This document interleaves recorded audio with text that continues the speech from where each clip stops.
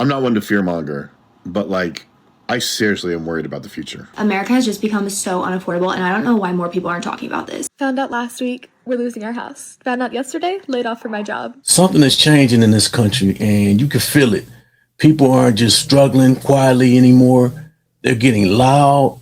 You got folks calling out grocery prices, rent, bills, everything. And in this video, I'm going to show you clip after clip of people who hit their limit. But here's the real question.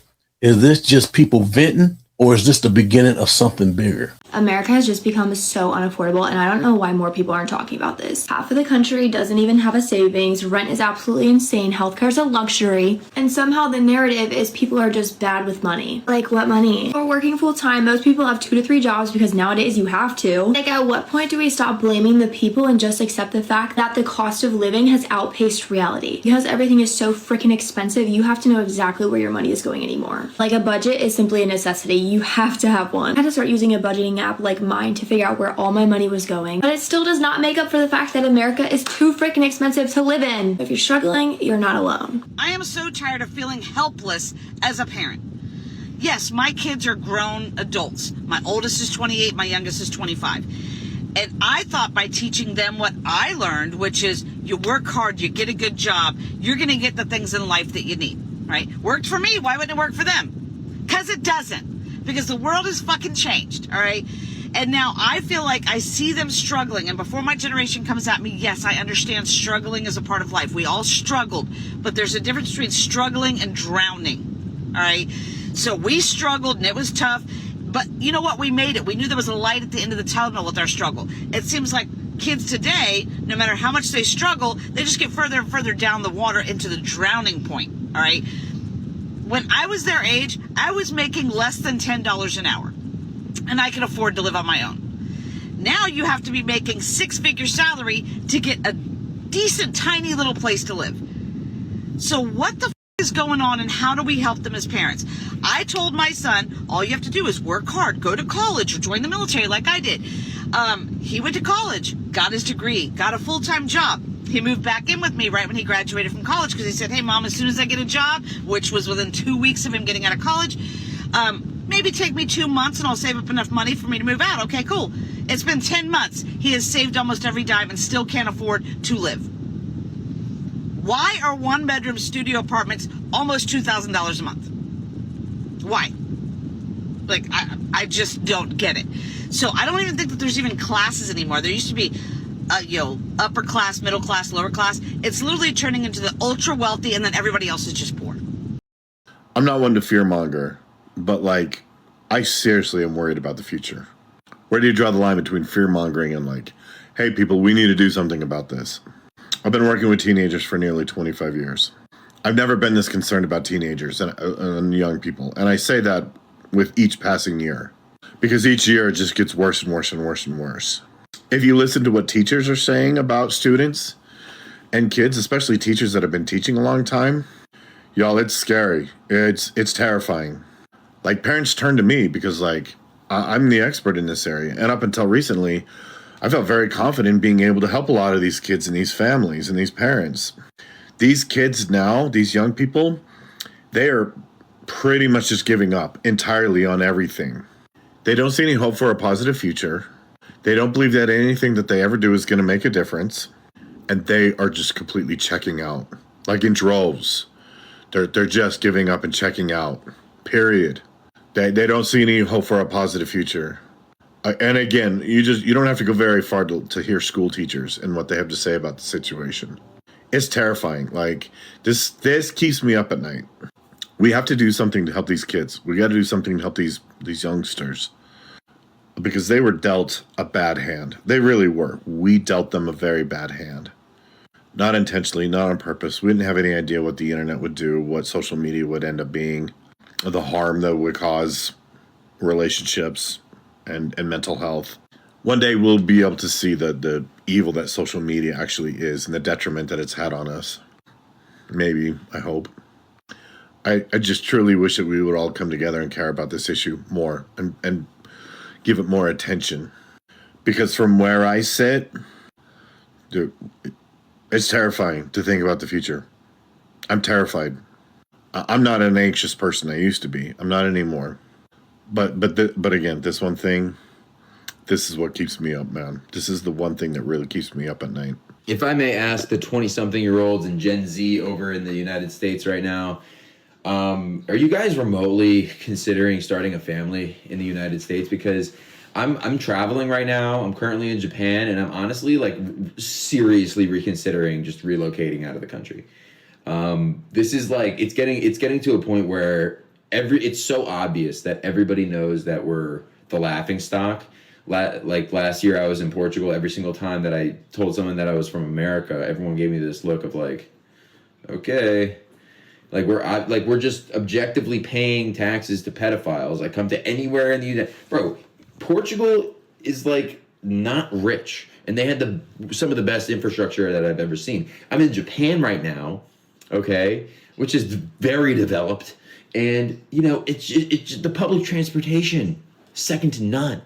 The food is not sprayed with glyphosate.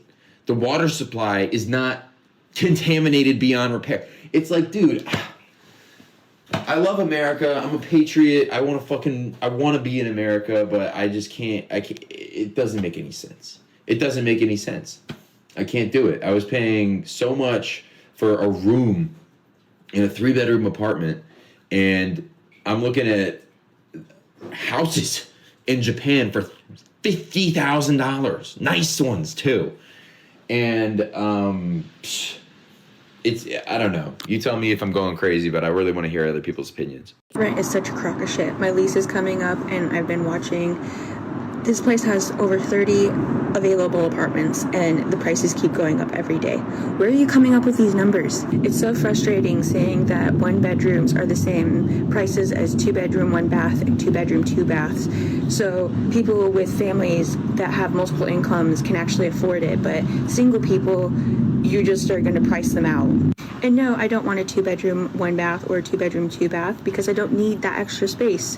I want to pay less. I want to pay what a 1-bedroom should be. What up, folks? Just pulled up at the house after another long day of work. You know, we work 10, 12 hours a day, whatever it takes to put food on the table, because that's all we get to do is put food on the table these days. We don't get to do nothing extra. We can't take vacations because we can't afford it. But you know what's really been bothering me lately is I realize with the taxes we pay, this, that, and the other. Think about if you had 40% more of your own money that they take from you. Just think about that. What's really been bothering me is when my daughter, who's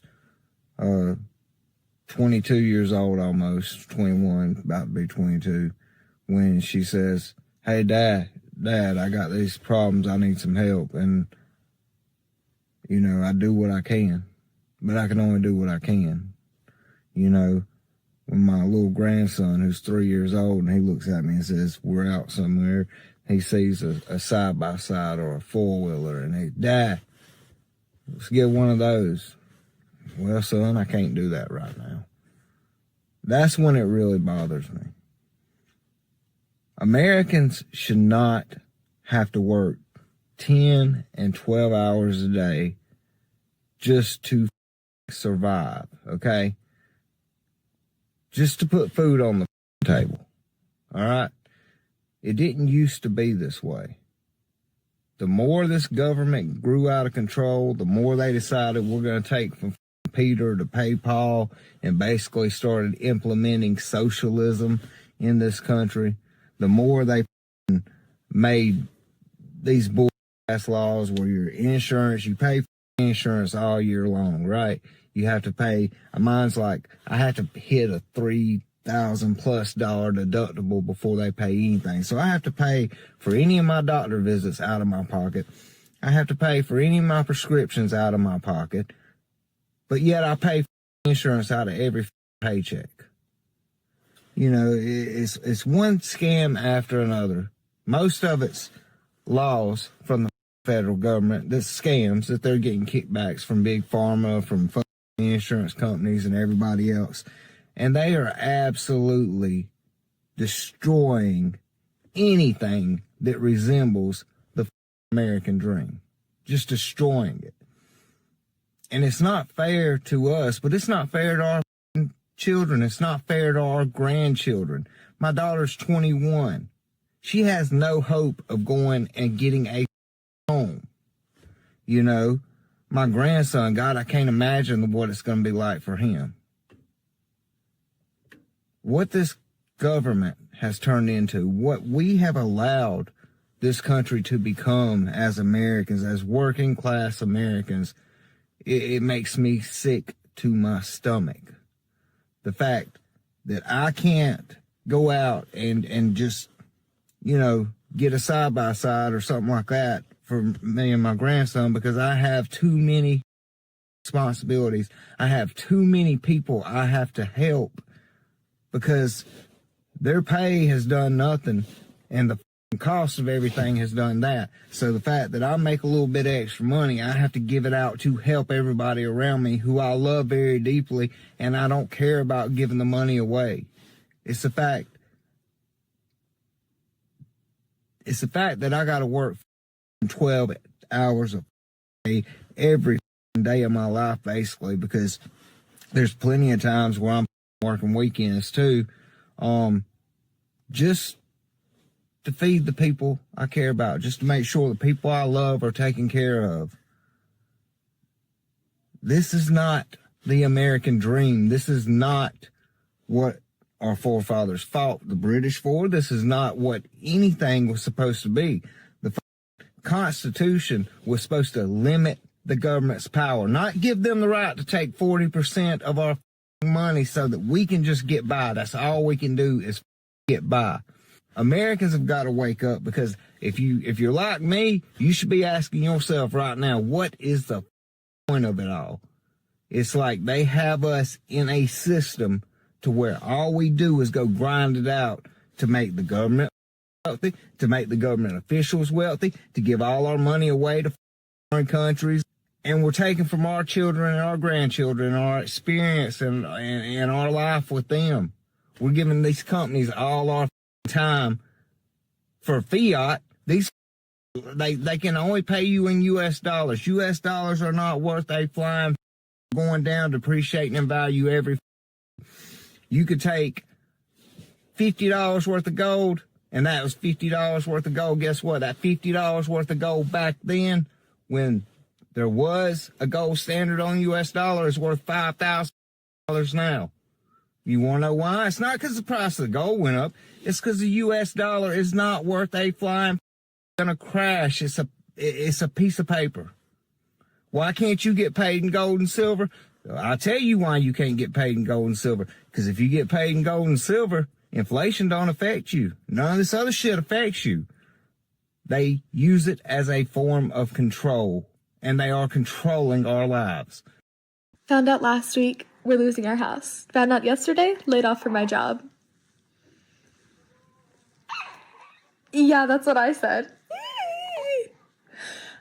So today is day 1 of unemployment.